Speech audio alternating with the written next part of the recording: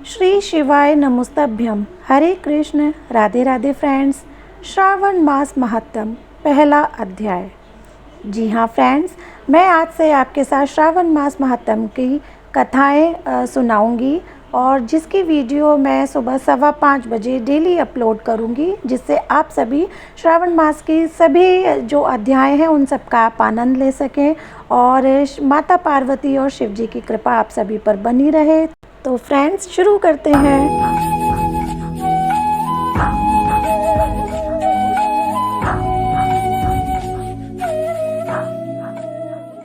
मुनि श्रेष्ठ शौनक ने श्री सूत जी से पूछा, हे महाभाग, महामते, हे व्यास शिष्य सूत जी, आपके मुख से हमने अनेक आख्यान सुनकर आनंद प्राप्त किया है, किंतु फिर भी हमारे कानों की प्यास अभी बुझी नहीं और अधिक सुनने की इच्छा है।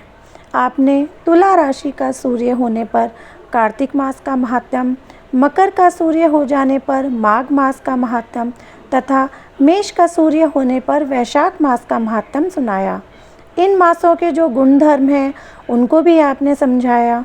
अब इन मासों से भी उत्तम आपके अनुसार यदि कोई महीना परमपिता परमेश्वर को सदैव धर्म प्रिय हो तो उसे भी विस्तार पूर्वक कहें। हमारे मन में उसको सुनने की तीव्र लालसा है। यह सुनकर सूत जी ने बड़े प्रेमपूर्ण शब्दों में कहा, आप सब मुनिगण ध्यान पूर्वक सुने। मुझे आपको सुनाने में आनंद प्राप्त होता है। आप सर्वगुण संपन्न हैं, अर्थात अच्छे श्रोता के जो 12 गुण बताए गए हैं, यथा दंभ रहित, आस्तिक बुद्धि, शठता रहित, परमात्मा में अटूट भक्ति, भगवत चर्चा सुनने की तीव्र इच्छा, नम्रता, ब्राह्मण भक्त, सुशील स्वभाव, धैर्ययुक्त, पवित्र, तपस्वी तथा दोषारोपण रहित होना, वे सभी गुण आप लोगों में हैं। इससे मैं प्रसन्न होकर आप सबसे तत्व की बात कहता हूँ। धर्म को जानने की इच्छा से बुद्धिमान सनत कुमार ने परमेश्वर को दोनों हाथों से नमस्कार कर भक्तिपूर्वक पूछा, हे देवों के देव महादेव, अनेक योगियों के ध्येय चरण कमल, आपसे अनेक व्रत तथा धर्मों को सुना, किंतु इस समय हमारे हृदय में एक ऐसे मास का महात्म श्रवण करने की अभिलाषा है जो 12 मासों में सर्वोत्तम, आपको अत्यंत प्रसन्न करने वाला तथा जो सब कर्मों का सिद्धि प्रदाता हो।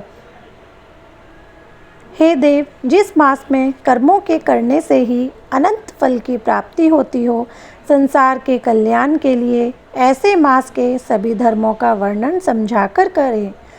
ईश्वर ने सनत कुमार से कहा, हे ब्रह्मपुत्र सनत कुमार, आपकी सेवा तथा भक्ति से प्रसन्न होकर मैं आपसे अत्यंत गुप्त बात कहूँगा। 12 महीनों में श्रावण मास मुझे बहुत प्रिय है। पूर्णिमा को श्रवण नक्षत्र का योग हो जाने से भी मास का नाम श्रावण कहा जाता है, जो श्रवण मात्र से ही सिद्धि देने वाला है, इसीलिए श्रावण नाम कहा। आकाश के समान स्वच्छ हो जाने से नभा नाम कहा है।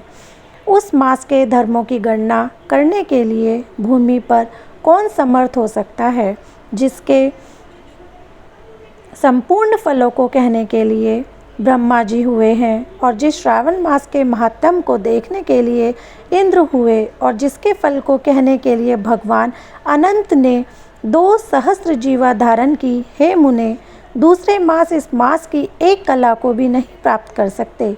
संपूर्ण श्रावण मास धर्म रूप तथा व्रत रूप है और इस मास में कोई भी दिन व्रत शून्य नहीं देखा गया। यहाँ पर मैं जो कुछ कहता हूँ वह अर्थवान नहीं है, अतः जिज्ञासु भक्त, दुखी, बुभुक्षु और अर्थी, इन चारों जनों द्वारा अपनी अपनी अभीष्ट सिद्धि हेतु यह मास सेवन योग्य है। सनत कुमार बोले, हे ईश्वर, आपने अभी कहा है कि इस मास में कोई भी दिन व्रत शून्य नहीं है। हे श्रेष्ठ, उसे आप मुझसे विस्तार पूर्वक कहें कि किस तिथि में कौन सा व्रत किस वार में होता है और उस व्रत का अधिकारी कौन है, फल तथा विधि क्या क्या है, किसने इस व्रत को किया है, उद्यापन विधि क्या है, देवता तथा पूज्य कौन है, पूजन सामग्री में क्या क्या वस्तु होती है, प्रधान पूजन किसका है, जागरण विधि क्या है, किस व्रत का क्या समय है, हे प्रभु वह सब आप मुझसे कृपा करके कहें। आपको श्रवण मास कैसे प्रिय हुआ, इसे पवित्र किस कारण से कहा गया, इस मास में कौन अवतार उत्तम माना गया, इस मास में कौन सा अनुष्ठान करने योग्य समझाया गया। हे प्रभु, हे दयालु, आप यह सब प्राणियों के उद्धारार्थ मुझसे कहें।